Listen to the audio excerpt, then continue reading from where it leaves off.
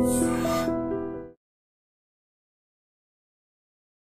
Hello నమస్తే welcome back to iDream media. ఈరోజు మనతో ఉన్నారు amphi certified mutual fund distributor అయిన బోనిగల సొలోమన్ గారు. సో ఈరోజు ఎపిసోడ్లో post office scheme versus mutual fund గురించి తెలుసుకుందాం. నమస్కారం.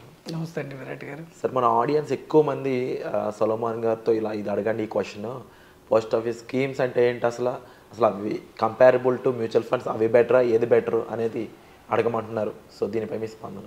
మంచి క్వశ్చన్ అండి విరాట్ గారు. ఇప్పుడు చూడండి అండి, మనకి సేవింగ్స్ ఆప్షన్స్ బ్యాంక్స్లో మళ్ళీ savings, RD recurring deposit, FD fixed deposits. అయితే మనము ప్రజల్ని ఎడ్యుకేట్ ఏం చేస్తున్నామంటే, డబ్బుల్ని సేవింగ్స్ మాత్రమే వద్దు, ఇన్వెస్ట్మెంట్ వైపు మళ్ళించండి. సేవింగ్స్లో మీకు వచ్చేది 3 to 4% సంవత్సరానికి, ఇన్ఫ్లేషను ద్రవ్యాలు కూడా 6 to 7% ధరల పెరుగుదల. సో మీరు సేవింగ్స్ మాత్రమే పెట్టుకోవద్దు, అంటే సేవింగ్స్లో ఉంచుకోవద్దు డబ్బులు. ఎఫ్డీలు కూడా 6 to 7%, అంటే ఇన్ఫ్లేషన్ మాత్రమే వస్తుంది. పేదవారు ఎప్పటికీ అదే స్టేటస్లో ఉంటారు.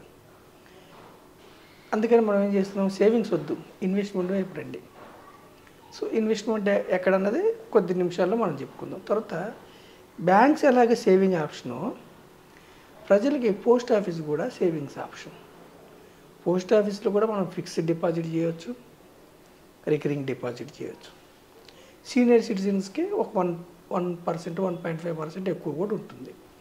అయితే ప్రజలు ఎందుకు బ్యాంక్స్ని, పోస్ట్ ఆఫీస్ని ఇష్టపడతారంటే విరాట్ గారు, banks are regulated by Reserve Bank of India. Post office central government surety ఉంటుంది పోస్ట్ ఆఫీస్లో డబ్బులకి. అందుకనే ప్రజలు పోస్ట్ ఆఫీస్ని ఇష్టపడతారు. అయితే మనం ఇక్కడ చెప్పేది ఏమిటంటే, పోస్ట్ ఆఫీస్లో కూడా ఎఫ్డి చేసిన, ఆర్టీ చేసిన, ఈవెన్ సీనియర్ సిటిజన్ స్కీమ్స్లోకి వెళ్తే కూడా, పోస్ట్ ఆఫీస్ లైఫ్ ఇన్సూరెన్స్ చేస్తే కూడా రిటర్న్ తక్కువ వస్తుంది, కేవలం ఇన్ఫ్లేషన్ వరకే వస్తుంది. మన డబ్బు ఇన్ఫ్లేషను అంటే చెదల్లాగా ప్రతి సంవత్సరం తగ్గిపోతూ ఉంటే విలువ, మనకు వచ్చే విలువ కూడా సమానమైనప్పుడు ట్యాక్స్ కలుపుకుంటే ఇంకా తక్కువ అవుతుంది. కాబట్టి మనం ఆర్డినరీ పర్సన్స్, పేదవారు కానీ మధ్యతరగతి వారు కానీ, మనం ఏం ఎడ్యుకేట్ చేయడానికి ప్రయత్నిస్తున్నామంటే, మీకు రిస్క్ వద్దు, అసలు మీ డబ్బులు ప్రిన్సిపల్ కిందకి వెళ్ళకూడదు, రిస్క్ వద్దు, మీకు టెన్షన్ వద్దు అనుకుంటే బ్యాంకులోనో పోస్ట్ ఆఫీస్లో చేసుకోండి. రిస్క్ భరించలేని వాళ్ళు. కానీ ఇన్ఫ్లేషన్ కంటే ఎక్కువ రిటర్న్ రావాలని కోరుకుంటే రిస్క్ తీసుకోవాలి. రిస్క్ తీసుకుంటేనే మీకు రిటర్న్స్ వచ్చే అవకాశం ఉంటుంది. సో రిస్క్ తీసుకోవాలంటే ఎక్కడ రిస్క్ తీసుకోవాలి? వివిధ రకాల ఇన్స్ట్రుమెంట్స్ ఉన్నాయి మనకి ఇన్వెస్ట్మెంట్స్కి. ఇన్వెస్ట్మెంట్ అంటే ఏం లేదు విరాట్ గారు, ముందు చూపుతో ఒక టైం పీరియడ్ మనం వెయిట్ చేయాలి. ఇప్పుడు మనం ఖర్చు చేసే అవసరాలని, మన యొక్క అవసరాలను మనం పోస్ట్ పోన్ చేస్తున్నాం ఫ్యూచర్ కోసం. మనం ఇన్వెస్ట్ చేసేది ఏంటంటే, ఒక రిటర్న్ ఎక్స్పెక్ట్ చేసి మనం ఇన్వెస్ట్ చేస్తున్నాం, దాన్ని ఇన్వెస్టింగ్ అంటారు. ఇన్వెస్టింగ్ మనకి ఎక్కడ ఇన్వెస్ట్ చేయాలంటే, జనరల్గా ఈక్విటీస్ అనే ఒక సాధనం ఉంది. ఈక్విటీస్ అంటే వేరే ఏం లేదు. ఈక్విటీస్ అంటే స్టాక్ మార్కెట్లో షేర్స్ కొనుక్కోవటాన్ని ఈక్విటీస్ అంటారు. ఈక్విటీస్లో డైరెక్ట్ ఈక్విటీసు, మ్యూచువల్ ఫండ్ ద్వారా కొంటాం. డైరెక్ట్ ఈక్విటీస్ కొంటే మనకేమిటంటే, ఏ స్టాక్స్ కొనాలి ఏమిటి అనేది మనకి పెద్దగా నాలెడ్జ్ ఉంటుంది. కాబట్టి 6,000 స్టాక్స్ ఉన్నాయి మన భారతదేశంలో. 6,000 స్టాక్స్లోంచి మనం రీసెర్చ్ చేయాలంటే చాలా కష్టం. కాబట్టి ఈక్విటీ మ్యూచువల్ ఫండ్స్. అయితే ఈక్విటీ మ్యూచువల్ ఫండ్స్ రిస్క్ తీసుకోలేని పెద్దవారు, ఇప్పుడు ఏజ్ 60 ఏళ్ళు 70 ఏళ్ళు ఉంటుంది, వాళ్ళు రిస్క్ తీసుకోదలుచుకోలేదు, వాళ్ళకి ఎఫ్డీలో వచ్చే రిటర్న్ చాలు, వాళ్ళకి 7%, 8% వచ్చింది అనుకోండి సీనియర్ సిటిజన్స్ దాంట్లో, అది చాలు అనుకుంటే వాళ్ళు పోస్ట్ ఆఫీస్ మనం ఏం తప్పు పట్టట్లేదు. రిటర్ను అది ఏంటంటే వాళ్ళకి సెంట్రల్ గవర్నమెంట్ గ్యారంటీ ఉంటుంది, ఎఫ్డి మన రేట్ ఆఫ్ ఇంట్రెస్ట్ కూడా గ్యారంటీ ఉంటుంది. చాలు అనుకున్న వాళ్ళు పోస్ట్ ఆఫీస్కి వెళ్ళొచ్చు. ఎవరైతే పేదవారు, మధ్యతరగతి వారు డబ్బు ఎక్కువ సంపాదించుకోవాలి, ఒక లక్ష్యం ఓరియంటెడ్గా చేస్తారు అనుకుంటారో, వాళ్ళకి మనం ఏం చెప్తున్నామంటే, instead of banks, post office, endowment insurance policies కాకుండా, ఈవెన్ గోల్డ్ కూడా కాకుండా, ఎండోమెంట్ ఇన్సూరెన్స్ పాలసీస్లో 5% వస్తుంది. ఇన్సూరెన్స్లో టర్మ్ ఇన్సూరెన్స్ తీసుకోండి, హెల్త్ ఇన్సూరెన్స్ తీసుకోండి, కానీ ఎండోమెంట్ పాలసీస్ వద్దు. ఎండోమెంట్ పాలసీస్కి ₹1,00,000 ప్రీమియం మీరు కడితే కేవలం 5,000 మాత్రమే వస్తుంది సంవత్సరానికి. అంటే ఆ ప్రపోర్షనేట్గా వస్తుంది. అంటే ఎండోమెంట్ పాలసీ మీరు తీసుకుంటే 20 సంవత్సరాల పాటు మీరు ₹1,00,000 కడితే ప్రీమియం మీకు డబల్ మాత్రమే వస్తుంది. ఇన్ఫ్లేషన్ కూడా బీట్ కాదు. ఇవన్నీ వద్దు. సో మనం ఏం చెప్తున్నామంటే ఈక్విటీ మ్యూచువల్ ఫండ్లోకి వస్తే మీకు గత చరిత్ర ఆధారంగా 12% పైన రిటర్న్స్ వస్తున్నాయి. సెన్సెక్స్లో 15% వచ్చినాయి 45 ఏళ్ళ నుంచి. నిఫ్టీలో 12 to 14% వచ్చింది.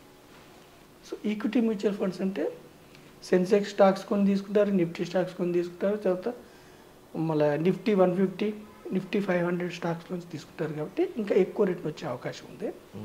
కాకపోతే రిస్క్ ఉంటుంది, గ్యారంటీ రిటర్న్స్ ఉండదు. కాబట్టి ఏది బెటర్ అంటే పేదవారు మధ్యతరగతి వారు వెల్త్ క్రియేట్ చేసుకోవాలన్నప్పుడు లాంగ్ టర్మ్ కోసం ఈక్విటీ మ్యూచువల్ ఫండ్లోకి రండి. పెద్ద వయసు వాళ్ళు, రిస్క్ తీసుకోలేని వాళ్ళు, ప్రిన్సిపల్ డౌన్ అయినప్పుడు భయపడేవాళ్ళు పోస్ట్ ఆఫీస్ బ్యాంక్స్కి వెళ్ళండి. కానీ డెట్ ఫండ్స్లో కూడా రిస్క్ తక్కువే ఉంటుంది కదా. అయితే డెట్ ఫండ్స్లో పోస్ట్ ఆఫీసు బ్యాంక్స్ బదులు మీరు డెట్ ఫండ్స్ ప్రిఫర్ చేయొచ్చు. డెట్ ఫండ్స్లో రిస్క్ తక్కువ ఉంటుంది. డెట్ ఫండ్స్ అంటే నథింగ్ బట్ కంపెనీలకి మనం అప్పిస్తాం, దాన్ని బాండ్స్ అంటారు. అయితే ఒక కంపెనీకి అప్పిస్తే రిస్క్ ఉంటుంది. మ్యూచువల్ ఫండ్లు ఏం చేస్తారంటే 30 నుంచి 50 కంపెనీలలో బాండ్స్ కొంటారు. అప్పుడు రిస్క్ తగ్గిపోద్ది.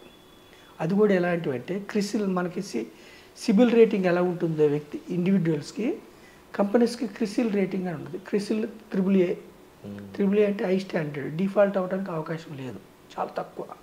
AA, సింగిల్ A ఇలా రేటింగ్ ఉంటాయి కంపెనీస్కి కూడా. అంటే హై స్టాండర్డ్ రేటింగ్లోనేమో హై స్టాండర్డ్ రేటింగ్ ఉన్న కంపెనీలో కొంచెం వడ్డీ తక్కువ ఇస్తారు, రేటింగ్ తగ్గుతున్న కూడా వడ్డీ ఎక్కువ ఇస్తారు. సో బాండ్ ఫండ్స్ పరిశీలించవచ్చు. మీకు పోస్ట్ ఆఫీసు బ్యాంక్స్కి మనకి సమాంతరంగా బాండ్ ఫండ్స్ పరిశీలించవచ్చు. సో రిస్క్ తీసుకొని లాంగ్ టర్మ్లో వెల్త్ క్రియేట్ కావాలంటే equity mutual funds better option. 5 years 7 years వరకు రిస్క్ ఉంటుంది. దీర్ఘకాలం ఉంటే ఈక్విటీస్లో ఎప్పుడు కూడా మంత్రం ఏమిటంటే దీర్ఘకాలం. రెండో మంత్రం డైవర్సిఫికేషన్. దీర్ఘకాలం ఉంటే ఏమిటంటే రిస్క్ తగ్గిపోద్ది, వాలటిలిటీ. 100 పాయింట్ల దగ్గర స్టార్ట్ అయ్యే సెన్సెక్స్ ఈరోజు 82,000. అంటే మార్కెట్ ఎకానమీకి అనుగుణంగా, మన దేశ ఎకానమీకి అనుగుణంగా స్టాక్ మార్కెట్స్ మూవ్ అవుతాయి ఎప్పుడు కూడా. లాంగ్ టర్మ్ ఉంటే రిస్క్ తగ్గుతుంది. రెండో మాత్రం డైవర్సిఫికేషన్ అంటే అన్ని గుడ్లు ఒక బాస్కెట్లో పెట్టకూడదు. మనం ఏం చేస్తాం, mutual funds it self diversification. 50 stocks 100 stocks వెళ్ళి, స్మాల్ క్యాప్స్ అయితే 100, 120 స్టాక్స్ కొంటారు, లిక్విడిటీ తక్కువ కాబట్టి. ప్రతి ఇన్వెస్టర్ యొక్క ఇండివిజువల్ అతని యొక్క రిస్క్ అప్టైట్ని బట్టి, అతని కుటుంబ పరిస్థితిని బట్టి, అతనికి పోస్ట్ ఆఫీస్ సూటబుల్లా, ఎఫ్డి సూటబుల్లా, ఈక్విటీ మ్యూచువల్ ఫండ్ సూటబుల్లా అని మనం ప్లాన్ చేసి చెప్పవచ్చు. షార్ట్ పీరియడ్లో పెళ్ళి ఉందనుకోండి, పాప కూతురు పెళ్ళి, ఇంకొక అవసరం ఉందనుకోండి, బ్యాంక్స్, పోస్ట్ ఆఫీస్. దీర్ఘకాలం కోసం ఈక్విటీ మ్యూచువల్ ఫండ్స్. ఈక్విటీ మళ్ళీ మ్యూచువల్ ఫండ్స్లో కూడా షార్ట్ పీరియడ్ కోసం లిక్విడ్ ఫండ్స్ ఉన్నాయి, 1 to 6 months అంటే, 6 months to 3-4 years అంటే డెట్ ఫండ్స్ ఉన్నాయి, మోర్ దెన్ 5 years 7 years అంటే equity funds. Power of compounding వల్ల వెల్త్ క్రియేట్ అయింది. Wonderful sir. అండ్ తప్పకుండా ఈ రెండింటికి మధ్య డిఫరెన్స్తో పాటుగా ఏది చూస్ చేసుకోవాలో చెప్పినందుకు కూడా thank you so much sir. Thank you అండి.